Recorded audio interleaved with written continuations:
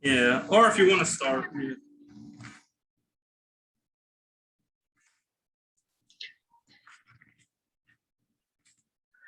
Hey everyone, hope everything's going well. Today we're going to have another podcast. Today we have my buddy here again, Brother John. What's going on, man? That's your new name. Yeah, thanks for having me. We have it's been an exciting MLB trade deadline. Oh yeah, for sure, for sure. All right, so a lot of moves happened. You want to get going with the AL West? Yeah, I'll go with sort of similar to three teams that are contending. The Seattle Mariners, I would say their most notable is they picked up Rays reliever Diego Castillo. He has a career ERA of 2.99. And what they traded him was their seventh. The Mariners, they got their 17th best prospect. And he's under contract through 2024. So I sort of like this based on the last podcast. I don't think the Mariners are quite there. So I don't think they should be looking for rent much. They also acquired Abraham Toro, who's under contract till 2025. He hasn't been batting that well, but he's still a prospect. They acquired him from the Astros.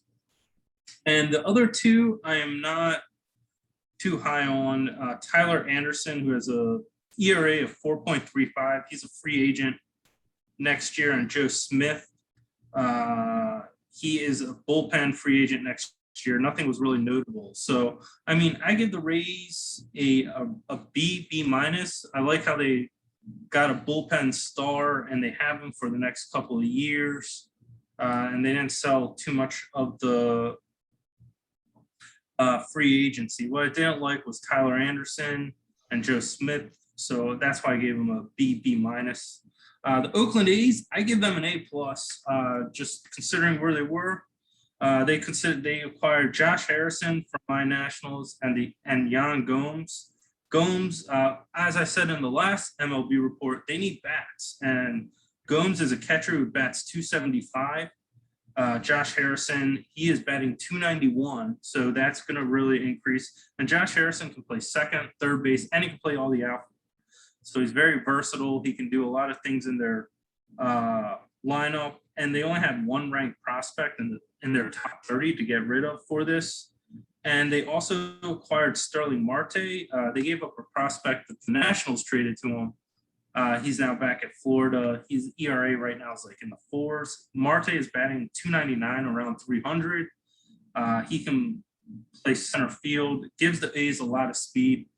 This improves their bat, and I think this makes them a contender down the line for this year. It gives them and really improves their bats. Not much power, but a lot of speed. That's how the A's play. So I give them an A plus. And considering their money situation and payroll, like Moneyball, they don't have a lot of payroll. So I think when they can become a contender, they have to seize on it. So I give them. The last one is my pick to win the division, the Astros. They acquired their star requirement is Yimi Garcia from the Mariners, and this guy has 15 saves and a 3.47 ERA. And they also acquired Kendall Gravian, who has a 0.82 ERA, sub ERA, 10 saves. They acquired him. So the Astros need a lot of help in the bullpen, so I give them an A minus. I think they need they're a team that's ready to contend and compete this year. I think they needed an ace. They didn't get that, so that's why I can't give them an A or an A plus. I think I like how they shored up the bullpen, and that's what I have for the AL West. Do you want to go with the Central? Yeah, I'll go with the AL Central, and the top team in that division, they're the Chicago White Sox. And regarding the White Sox, I think I talked about it in the last podcast that we had. They should have been looking for starting pitching, in my opinion, even though they have Dallas Keuchel and they have Lance Lynn and a few other individuals as well, such as Giolito. That being said, they didn't get a starting pitcher like I wanted them to. They did solidified their bullpen. They got Craig Kimbrell, who was with my Cubbies for the past few years. He was pretty terrible for the first year and a half, but this year, or the first half of the season, he's been phenomenal. He was an all-star. And the Cubs got Nick Madrigal in that trade, so that's good for the Cubs. And the White Sox, they have Liam Hendricks and they have Craig Kimbrell and they have Michael Kopech. So they have a trifecta when it comes to their bullpen. And last time I remember a team with a trifecta, just the top of my head, was the Houston Astros of, I think, 2004, 2005, when they played the White Sox in the World Series, when they had Lidge, Dotel, and Wagner. So the White Sox did get Kimbrell. They got Tepera from the Cubs as well. So their bullpen is going to be solid. Once again, they're missing starting pitching. So I give them a B. And the rest of the teams, it was really quiet in the Central. And ultimately, the White Sox are most likely going to go to the playoffs. And I didn't really cover the other teams because they're not going to get in unless the Indians somehow, some way, shape, or form get in as a wild card. So now you want to go to the East, AL East?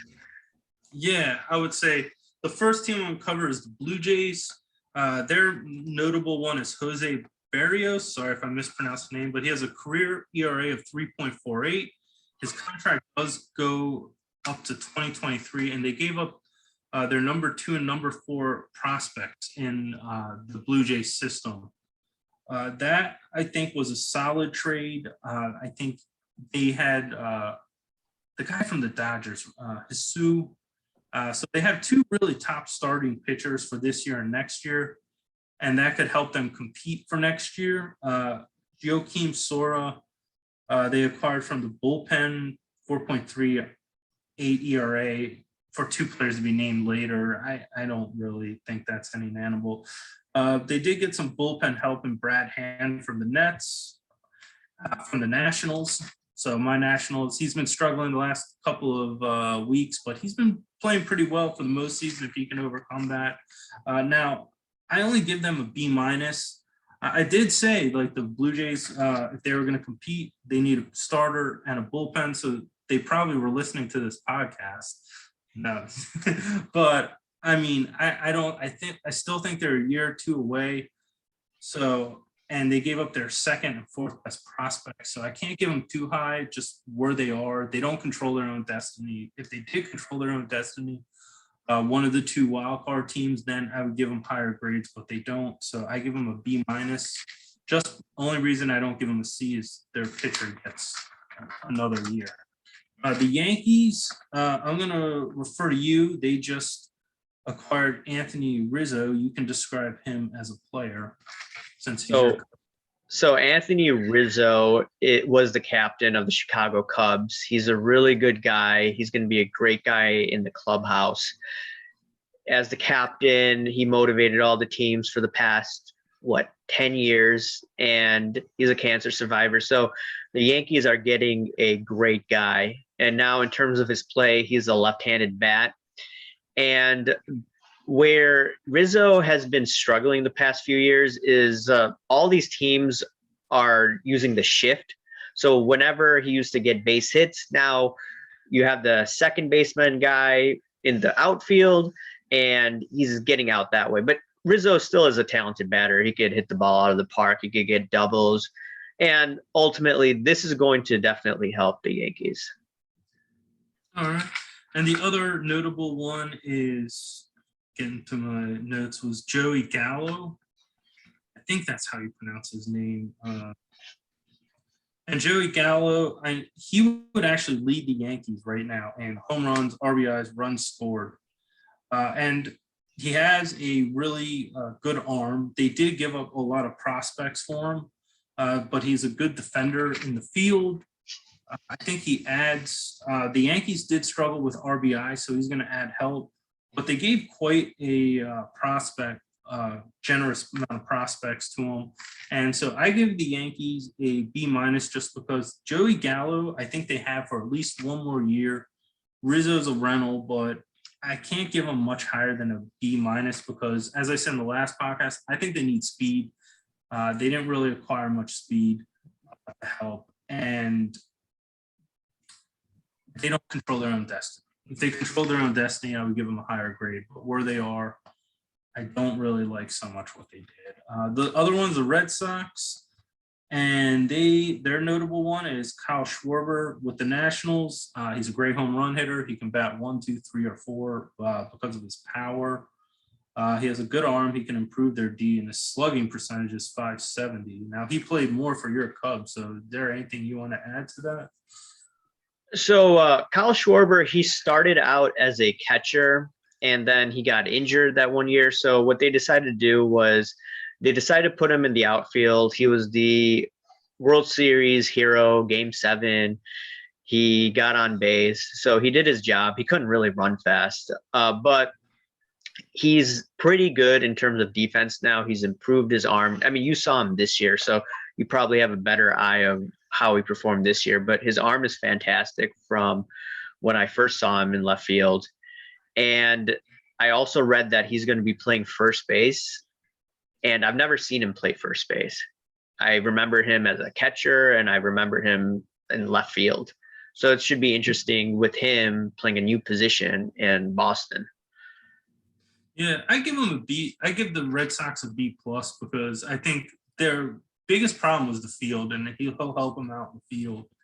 And the other thing is too, he also has, even though it's a 1-year deal right now, there's an option to pick up for 11 mil. So if he plays really well, and he keeps playing like he did for the Nationals, they can pick him up for 11 years and get him another, and they're a contender. So I like what they did.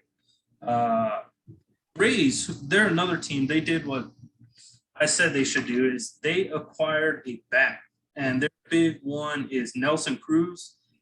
He is batting .283, and he is slugging at .525. They gave up only their number 10 and 17 prospects for him. The Rays are great at developing players and teams. That's what they do. So I don't think it's really that big of a deal. I think their dark horse could be also is Jordan LePau. Sorry if I don't know his name. His batting average is only 173, but his slugging is 439. So this could be a dark horse trade. If he's able to improve his batting average, his swing, or maybe patience, I'm not sure what it is, but something there so he can maximize, his slugging abilities. This could turn into be paid much big dividends for the Rays. They did give up Diego Castillo. They lost Richard Hill as a starter. But Rich Hill is 41, and they have a great prospect. So I give the Rays a B plus. Diego Castillo is a great bullpen reliever, so I can't make it an A so far. But if Jordan LePau, improves his average and shows his potential and really becomes a batter in this league, this could be an A in the future. So the Rays. And so I have everyone in the AL East. Do you want to start with with another division, NL Central, or? Yeah, I'll start with the Central. So I'll talk about the Brewers first because they're the leaders and they're going to win. One of their notable picks was Eduardo Escobar. He was an all-star, and some statistics for him for this year. Yeah, he's been hitting 246, 22 home runs, and that's pretty good. His average is a bit low, and he's a versatile guy. From my reading, he's going to be playing first base. So an extra bat, that's good for the Brewers. The Brewers right now, one of their weakness is that Lorenzo Cain, he's on the DL. He's going to be coming back. And then you have Christian Yelich. Christian Yelich is on COVID protocol right now. The thing is, Christian Yelich carried the Brewers the past few years. And I'm not talking about last year, but if you're talking about 2 years ago, 3 years ago, I believe your Nationals were playing the Brewers in that game. I don't know if it was game 5 or it was a game 1. It was the wild card game. Yeah, the wild card game. Yeah, you were there. I remember you're calling me. You had a blast, and they actually hit Josh Hader, which was insane because that guy is unhittable. But yeah, the weakness right now of Milwaukee is their two studs or previous studs, Kane and Yelich, who made them really good. Well, they're not doing as well as they used to. Right now, Milwaukee is relying on their starting pitching. That's great. They added a bullpen individual as well, Curtis and another guy. And they're doing okay in terms of their trades. However, once again, I'm reiterating it once again, they're going to need some more bats. And ultimately, if Yelich can't improve, I think that Milwaukee is just going to do subpar in the playoffs. So ultimately, I give them a B minus. I know some people are saying, no, they deserve an A minus or B plus, but they're not going to go far in the playoffs based on what they did. And now my Cubbies here. It was probably the worst day that I've had as a Cubs fan in a while, maybe since the Bartman era, when he dropped the ball, or when Moises Alou couldn't catch that catch because of Steve Bartman. And the thing with the Chicago Cubs is, number one, they got rid of Baez, they got rid of Chris Bryant, and they got rid of Anthony Rizzo. So they got rid of Brizzo. They called Anthony Rizzo and Chris Bryant and Javi Baez, who was fantastic. And they did get some prospects, so that's a good thing. And hopefully the Cubs can sign at least 1 out of 3 of these guys, maybe 2 out of 3 guys. I believe they have about projected payroll of next year, $65 million. Unfortunately, 20-some million is going to Jason Hayward. Probably the worst signing that Theo Epstein did as a Cubs manager, or not manager, but as president. But they have money next year, and they're probably going to spend as fans are allowed to come back to the stadium.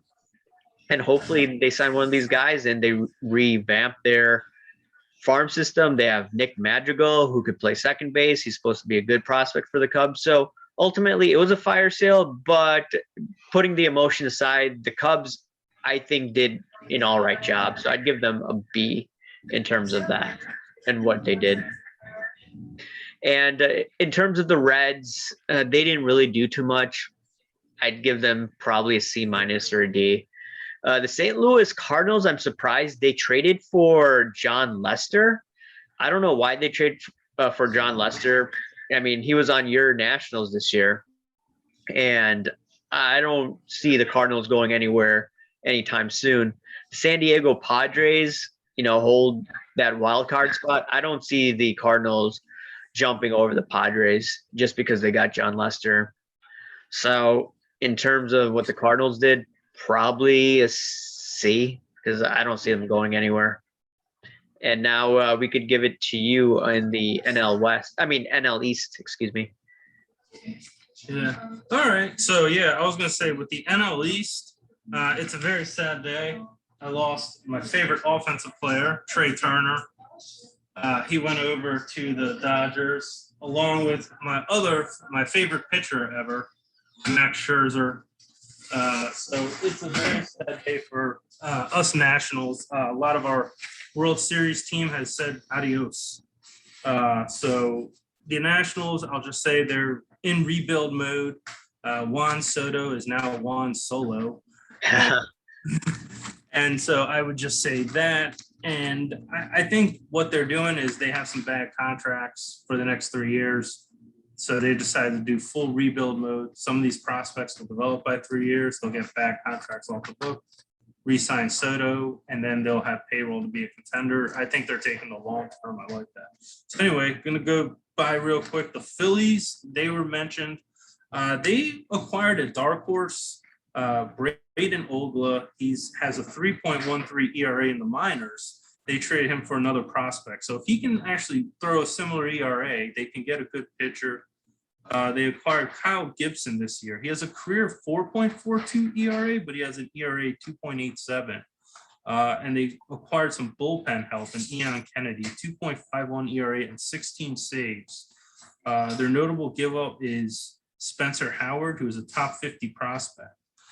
So I would give the Phillies around the C, and the only reason is The Kyle Gibson, his career ERA is a 4.42. This season could be an anomaly, and 2.87. And Ian Kennedy is not young either. I just think where the Phillies are, I don't see them winning the division, making the playoffs. They did listen to this podcast again on terms of making a contender. They tried to get a pitcher, another ace, and at least his ERA is 2.4. 2.87 this year. So, but where they are, I think they should have played more of the long term in this. So I give them around a C minus where they are. The Braves, they acquired 3 outfielders. None of them have any notable 270 or 280 batting average that I like. I think with Ronald Acuna, they should allow more of their younger players to play, see if there's another good player there, develop for next year. I do give them a B minus because this Braves team with Acuna coming back next year could be a contender. And they acquired some bullpen help with Richard Rodriguez. His contract's through 2023. So that will help them in the bullpen contend for years to come. So, but I don't think they should have rushed to try to salvage the season. I don't know. I don't think they don't have great pitching, so I don't think they have great starting pitching. They do have Freddie Freeman, but and another all-star. I forget the guy's name, but I don't think they have the firepower to win the NL or compete for the World Series. So I think they jumped the gun. So I give them a B minus. I was gonna say the Mets on them, I give around a B. They acquired Rich Hill, who has a 3.87 ERA. He has struggled the last couple of games. He's only 41, but I think he's a stopgap due to injuries to Jacob deGrom, among others. So I like that. And they acquired shortstop Javier Baez, who's a former Golden Glove winner. And I said in the last podcast, I like to see them upgrade their defense. And I think they have. He was playing on the Mets this year, so I'm gonna defer to you about what type of player he is. Or not the Mets, the Cubs. Javi Baez is probably the most electric player that I've seen in a long time. He's just a really exciting guy. The problem the past year or so with Javi Baez is he likes swinging for the golf course, and he's been striking out quite a bit. A few years ago, he was second in the MVP to Christian Yelich. And I don't know what happened to it. He has the potential of being Manny Ramirez if he's very disciplined. And now he's joining his buddy Francisco Lindor, who he played against in the 2016 World Series. And they were touted as the 2 best shortstops out there. And now the thing with Javi Baez is he can play all around. He could play third, he could play short, he could play second, but they're going to mainly use him at second or short, depending on if Lindor is off or not. And he could even catch. He was the emergency catcher for the Chicago Cubs. He could play the outfield if they wanted to. That's how great of a player he is. He could steal home. I mean, I don't see a lot of people stealing home. So the Mets got a good deal in Javi Baez. But you could continue on. But like you said, DeGrom's injured and Syndergaard may not even come back till later this year. Yeah. So, yeah, and I was going to say, I give them a B because I think they have some good stopgap pitching for while DeGrom's hurt. Javier Baez improves their defense, which I thought needed to be improved. I can't give them an A because I think they're a contender with their pitching and they should have gone more aggressively for a bat. And they didn't do it. So I can't give them an A. I think they should have gotten a bat. We can close it out with the NL West.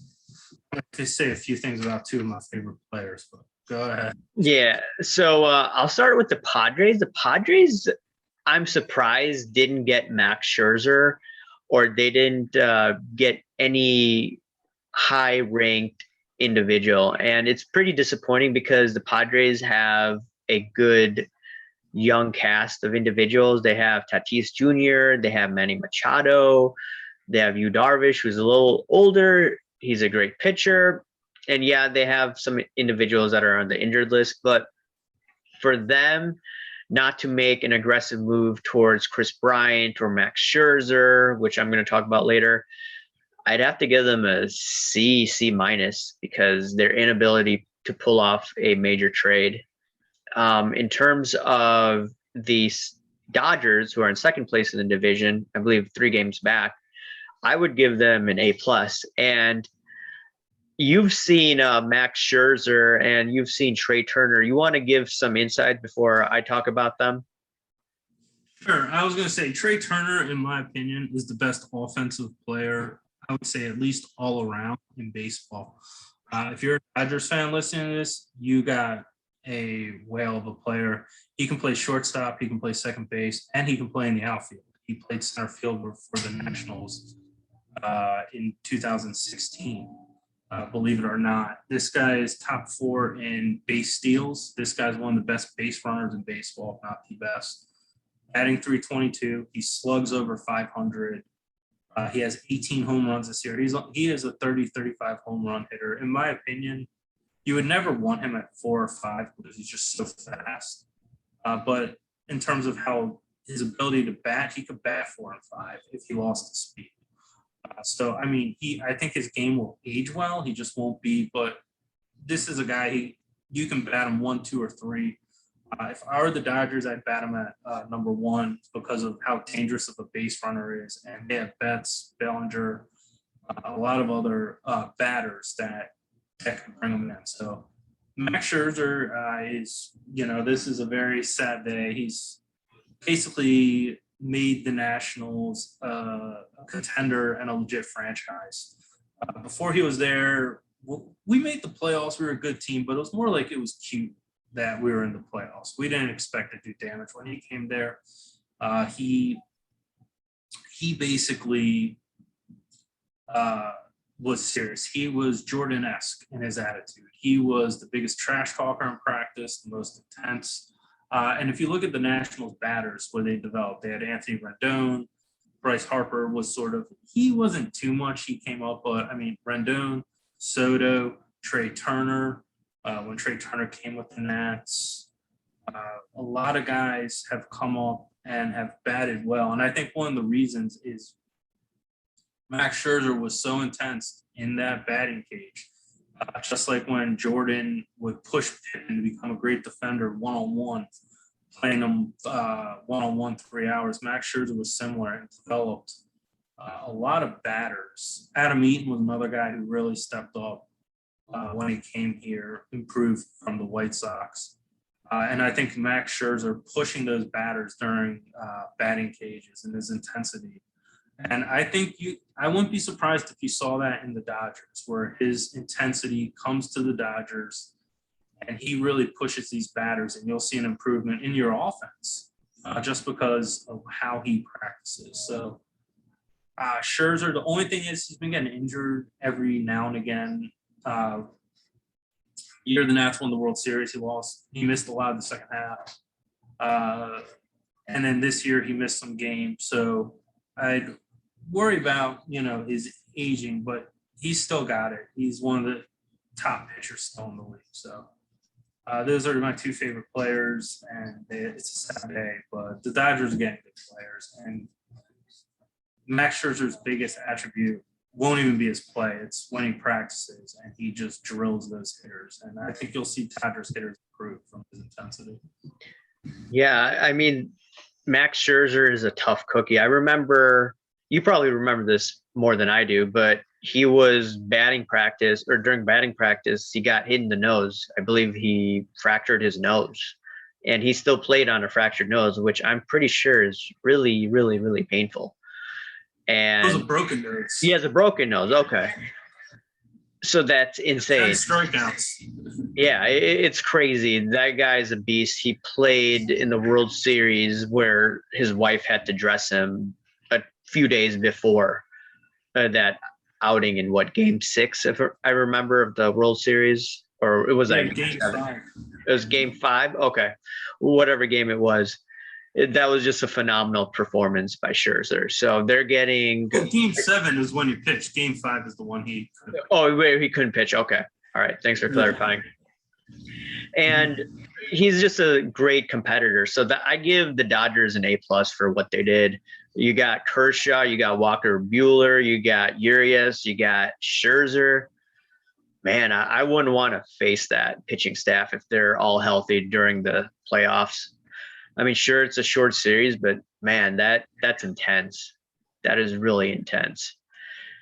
And now I wanted to get into. So before I get into that, once again, the Dodgers get an A+. Now the Giants, they're in first place, 3-game lead over the Dodgers. So here's the deal with the Giants. Yes, they have some great pitchers right now. They have Johnny Cueto as their number 4, or in terms of record, and they have Wood, and they have Scalfani, and they have Guzman. So you have 4 pitchers that have decent ERAs, but at the same time, we have 2 of these pitchers at the top, Guzman and Descalfani, who haven't had the exposure in the playoffs as maybe a Johnny Cueto, who was in the World Series in 2015. Johnny Cueto's experience will help. He also was pitching against the Cubs in 2016, and he had a pretty good game against the Cubs, but Javi Baez, who you mentioned earlier, he hit a home run from my memory off of Johnny Cueto, which gave them the advantage from that game. So in terms of pitching, they didn't get pitching. I think they should have solidified their pitching staff just for the playoff purposes. Now, in terms of their offense, they got a real stud in Chris Bryant. Now, is this going to be the Chris Bryant from 2016? Probably not, but it's still going to help out. Chris Bryant can play so many positions. He's versatile. He could play first base. He could play third base. I'm pretty sure he could play in shortstop and second base. He could play right field. So this guy is very athletic, and they're getting a decent bat as well. If he weren't as injured as he was, if he were in the past, then this trade would have been probably giving them an A-. But Chris Bryant is a little older. Yes, he's on a contending team.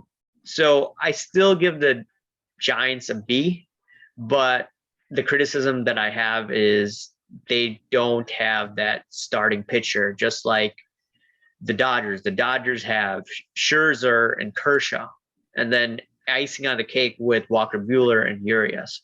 Those are just some outstanding names. So if it's a Dodgers Giants series, I expect the Dodgers to win. But yeah, and we have a few more minutes left before we go. Who do you think is going to go to the World Series after all of these trades? I believe you said the Red Sox would win, if I remember correctly. And has your mind changed after the World Series? I mean, after the trade. I thought the Red Sox were going to win the AL, but I'm going to go with the Rays now. I just think top to bottom, they're the best team. I don't think the Oakland A's will catch the Astros. I think they could win the AL, but I think they're going to have the wild card, and then one of their stud pitchers will have to pitch in that. They might not get. So I'm good with the Rays just with their depth. And I think the Dodgers are going to win it all. World Series and NL. Yeah, I think Glasnow is having Tommy John surgery, so I don't know if that's going to change your mind in terms of the Devil Rays going to the World Series. But yeah, I was just going to say real quick, it wouldn't, but none of the AL teams have any like stud pitchers that really scare me. That's why I'm willing to overlook that. So that's interesting. They still have some good pitching as well. Yeah, Mm-hmm. if I had to pick, I'd still say the Dodgers for the NL. AL, I would say the Red Sox at this moment. You got Schwarber, who's a left-handed bat, and then if you get Chris Sale, assuming he could pitch as he did a few years ago, you're getting another solid pitcher out there. So I would say Dodgers, Red Sox, and probably Dodgers in 6. Yeah, Dodgers in 6 could be mine too. So yeah, that's pretty much what I'll say, we'll see what happens at the end of the year. Maybe we might want to. Yeah, maybe we're totally wrong. Who knows? Maybe the Dodgers choke like they did a few years ago. Clayton Kershaw choked in the playoffs in 2019, I remember. So Yeah, I just meant the regular season. So like, something, with injuries and whatnot, things can change. So yeah. But yep. Anyways, John, do you have any place where people could follow you? not yet. I do have I did create a channel, but I haven't made YouTube videos yet. J22 Sports Report. But hopefully after next week, I got to get a new equipment, and I'll be starting my channel. So Yep. After your wedding, right? After getting taking care of the big stuff first. But yeah. Mm-hmm. All right. Once again, thanks for coming on, John, and good luck with your channel and this week. Thanks for having me.